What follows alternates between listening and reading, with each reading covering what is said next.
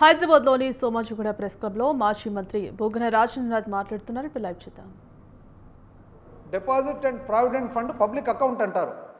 ఆ deposit and provident fund ఆ రెండు ముఖ్యంగా దీంట్లో ప్రావిడెంట్ ఫండ్ డబ్బులు ఎంప్లాయీస్ ఉంటాయి. మీరు 2014 నుంచి 19లో 57,378 కోట్లు, 57,378 కోట్లు. దీంట్లో ఏముంటాయి?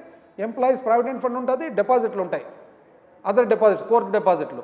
మేము తిరిగి 500 కోట్లు కట్టినాము. మీరేమో 57,378 కోట్లు మీరు వాడినారు, మేము 500 కోట్లు కట్టాము. ఇది అడిగినందుక మా మీద దేశద్రోహము. మీరు సూపర్ 6 అని చెప్తారు. ఏమని చెప్తారు? యువతకు 20 లక్షల ఉపాధి అవకాశాలు లేదా 3,000 ఇస్తామని. యువత అడుగుతున్నారు మమ్మల్ని వచ్చి. అంటే ప్రతిపక్ష పాత్ర మేమేం చేయాలా? మంచిదిలేమో, బాగుంది, సంతోషం, ఇవ్వకపోవడం అని మేము చెప్పాలా? అదేం మీ కోరిక? అడిగితే దేశద్రోహం. తల్లికి వందనం ఇప్పుడు ఇచ్చినారు. 85 లక్షల మందికి ఇవ్వాల్సినది 65 లక్షల మందికి మాత్రమే ఇచ్చినారు. 20 లక్షల మందిని పక్కన పెట్టినారు. ప్రతి 100లో 20 మందికి రావడం లేదు, ఏదో ఒక కారణం చెప్పి. అది అడిగినందుక దేశద్రోహము. అన్నదాత సుఖీభావ ఇచ్చినారండి రైతులకేమన్నా, అది అడిగినందుక దేశద్రోహము. దీపం 3 సిలిండర్లు అంట, ఒక సిలిండర్ ఇచ్చినారు అరకొర, పావు దీపం, అది అడిగినందుక దేశద్రోహము.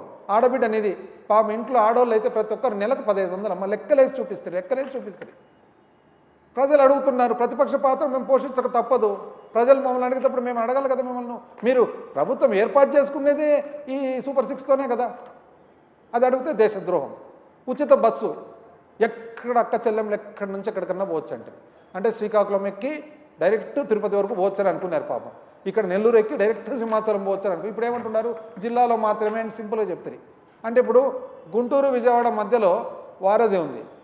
అంటే ఇప్పుడు విజయవాడ వాళ్ళు, కృష్ణా జిల్లా వాళ్ళు ఎవరన్నా రావాలంటే వారధి ఆ పక్క దిగి నడుచుకుంటూ వచ్చి మళ్ళీ బస్ ఛార్జ్ కట్టాలి. అంతేనా? అంతే కదా మీరు చెప్పే ప్రకారం. ఇది అడిగితే దేశద్రోహం. అసలు ఎన్నెన్ని ఇవి సూపర్ 6 సూపర్ 7 కాక 35 హామీలు ఇచ్చినారు మీరు. అది ప్రజల తరఫున అడిగితే దేశద్రోహం. చంద్రబాబు వలన మీకు కలిగిన నష్టం ఎంత అని లెక్కేస్తే గాన నిరుద్యోగ భృతి వచ్చిందండి ఎవరికన్నా? ఏ ఇంటికన్నా లెక్కేయండి. తల్లికి వందనం ఇప్పుడు మొదటి సంవత్సరం అంతా ఎక్కడ పోయినట్లు? ఆడబిడ్డ నిధి వచ్చిందా ఇంతవరకు ఎవరికన్నా? ఒక్కరికన్నా? అన్నదాత సుఖీభావ ఎవరు వచ్చిందా ఎవరికన్నా? దీపం ఎంతమందికి వచ్చింది, ఎంతమందికి రాలే? వచ్చినది ఒక సిలిండరు. 50 ఏళ్ళ పెన్షన్, అదైతే 50 ఏళ్ళకి పెన్షన్ ఇస్తామంటే వచ్చిందా ఎవరికన్నా? ఇది అడిగితే మాత్రం మీకు దేశద్రోహం. అసలు ఎన్ని స్కీములండి? మొదటి సంవత్సరంలో పెట్టిన స్కీములు ఎన్ని? జగనన్న అమ్మఒడి, జగనన్న వసతి దీవెన, జగనన్న విద్యా దీవెన, జగనన్న విదేశీ విద్యా దీవెన, జగనన్న రైతు భరోసా, 0 వడ్డీ పంట రుణాలు, మన పంటల బీమా, ఇవన్నీ కూడా వరుసగా చదువుకుంటూ పోతే ఇవన్నీ కూడా మొదటి సంవత్సరం మీరు తీసేసినారు కదా. ఉన్న స్కీములు కదా, రన్నింగ్ స్కీములు తీసేసినారు కదా అంటే మీకు కోపం. అసలు ఇంకోటి, మొన్న కేశవ్ గారు ఏమంటారంటే జీతాల బిల్లు అంట 90% ఉందంట, తెలంగాణలో మాత్రం తక్కువ ఉందంట. అవును చెప్తా. 2019-20 మీరు దిగిపోయిన తర్వాత ఫస్ట్ మా సంవత్సరం ఎంత ఉండిందండి? రాష్ట్ర సొంత ఆదాయం వచ్చేసి 61,146 కోట్లు, 61,146 కోట్లు. ఆ రోజు జీతాలు ఎంత? మేము ప్రభుత్వం ఏర్పాటు చేసినప్పుడు 53,051 కోటి. అంటే ఎంతండి? 87%. అంటే మీరు మాకు ఇచ్చినప్పుడు 87% ఫస్ట్ సంవత్సరం. 2024-25 మేము దిగిపోయేటప్పుడు మీకు ఎంతండి ఇచ్చిండేది? రాష్ట్ర సొంత ఆదాయం వచ్చేసి 1,01,985 కోట్లు. అంటే అందాజుగా 1,02,000 కోట్లు. జీతాల బిల్లు ఉందండి 89,008 కోట్లు. అంటే 89,000 కోట్లు, ఎగ్జాక్ట్లీ 87%. మేము ఎక్కినప్పుడు 87% ఉంది, మేము దిగినప్పుడు కూడా మీకు హ్యాండ్ ఓవర్ చేసినప్పుడు 87% ఉంది. మీకేదో చాలా ఇబ్బంది జరిగినట్లు, చాలా ఇది జరిగినట్లు. ఇది అడిగితే మాత్రము మళ్ళీ మీకు కోపము, దేశద్రోహము. మేము క్యాలెండర్ పెట్టింటాం కదండి.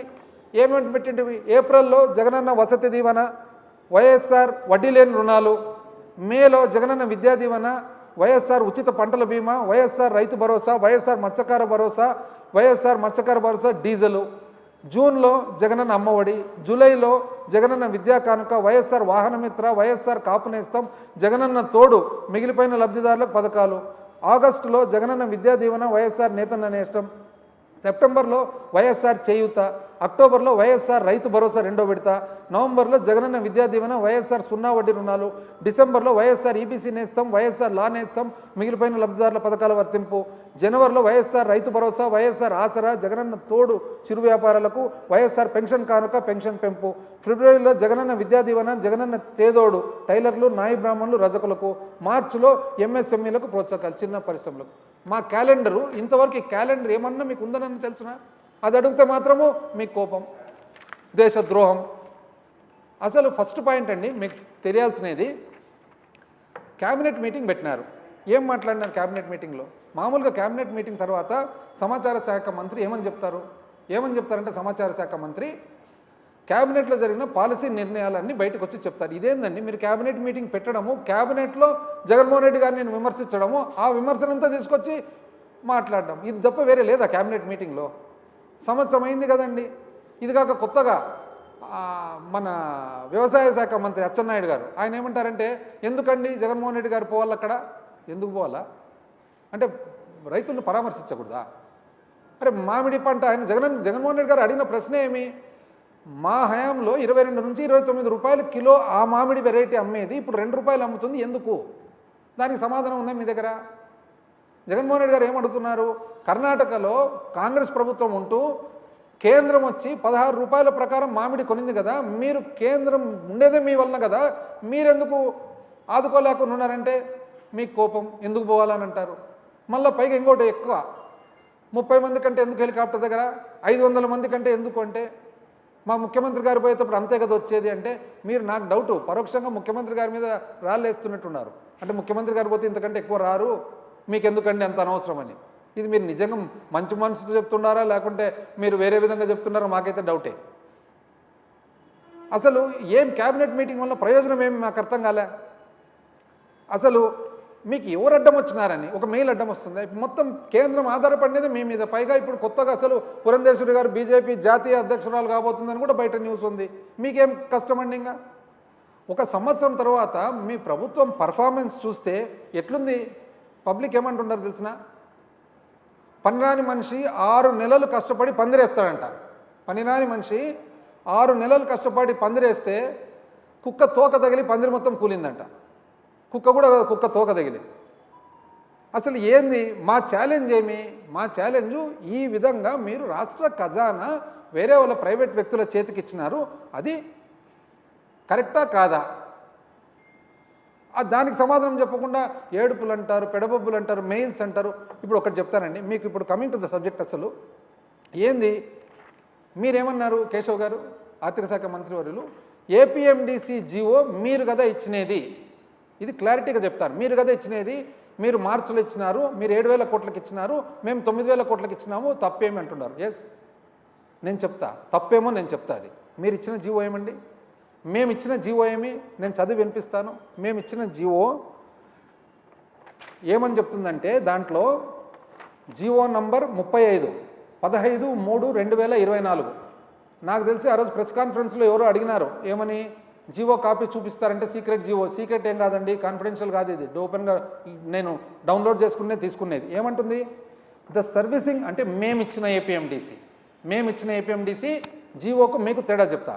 The servicing of the bonds contracted shall be made by the APMDC strictly from their internal resources and without any recourse to government or budgetary supported neither now or in the future. అంటే ఏదైతే APMDC మేము చెప్పినప్పుడు బాండ్లు issue చేస్తున్నారో ఆ బాండ్ను వడ్డీ కట్టేది కానీ అసలు కట్టేది కానీ ఓన్లీ వ్యాపార సంస్థ ద్వారానే తప్ప ప్రభుత్వానికి ఎటువంటి సంబంధం లేదని మేము క్లియర్గా చెప్పినాం. మీరు చెప్పినారండి, నేను మీది కూడా చదివి చూపిస్తాను. నెక్స్ట్ మేమేమన్నాం? APMDC shall plan to avail the bonds in phases only and to the extent of the requirement of funds with clear visibility of the deployment and their ability to repay the loans without dependence upon government or budgetary support for loan servicing. ఇది చాలా స్ట్రిక్ట్గా ఈ బాండ్లు కూడా ఒకటేసారి కాదు, ఎంత వ్యాపారము డెవలప్ చేసే అభివృద్ధి ఏపీఎండిసి వ్యాపారం ఖనిజాభివృద్ధి సంస్థ ఖనిజాల వ్యాపారము అభివృద్ధి చేసేదానికి ఎంత అవసరమో అంత మటుకే తీసుకోండి. ఖచ్చితంగా దాని డబ్బులు తిరిగి కట్టేది మాత్రం ఓన్లీ ఏపీఎండిసికే సంబంధము, ప్రభుత్వానికి ఎటువంటి సంబంధం లేదు. ఎప్పుడు, ఇప్పుడు కానీ ఎప్పటికైనా కానీ అని. Now or in the future. Number 3, the managing director of APMDC shall monitor and implement the smooth operation of the above arrangement and shall be held responsible for any deviation. APMDC managing director ఎవరండి? ఆయన ఒక bureaucrat ఉంటాడు, ఎవరెవరు IAS officer ఉంటాడు. ఆయన మీద బాధ్యత అంతా పెడుతున్నాము, ప్రభుత్వానికి బాధ్యత కాదు, కరెక్ట్గా జరిగే బాధ్యతని మేము ఇస్తే, అంటే దీంట్లో ఎక్కడైనా కానీ ఏపీఎండిసి చేయబోయే అప్పు ప్రభుత్వం వాడుకుంటే దానికి అవకాశం ఉండదు అనేది ఎక్కడైనా ఒక్క చోటనే ఉండండి. మీరు ఇచ్చినారు బాండ్, ఎట్లా ఇచ్చినారు మీరు? ఫస్ట్ పాయింట్ మీది. APMDC to issue senior secured rated listed redeemable and taxable non convertible debentures for private placement ప్రకారంగా for total aggregate size of up to 9,000 కోట్లు. ఇది మీరు ఇస్తారు. అంటే డైరెక్ట్గా 9,000 కోట్లు అట్ టైం తీసుకోవాలన్నదే లంసముగా మీ బాధ్యత. మేమేమన్నాం దాంట్లో ఎంత అవసరమో అవసరం కొద్ది మాత్రమే తీసుకోండి అని. మీరేమన్నారు 9,000 కోట్లు ఒకటిసారి తీసుకోండి. APMDC to provide exclusive charge over identified mines of APMDC and mining land parcels and the change on the mining right, charge on the mining rights as security. అంటే మీరేమంటున్నారు, ఈ మొత్తం ఏదైతే ఖనిజాభివృద్ధి సంస్థకు సంబంధించిన ఖనిజము దానికి సంబంధించిన మైనింగ్ లీజులు ఉన్నాయి, దాని మీద ఈ బాండ్ల వాళ్లకు కంప్లీట్గా ఛార్జ్ ఇవ్వాలా అన్నారు. అంటే మీరు ఎక్కడన్నా కానీ ఒక్క చోటన్నా కానీ ఇది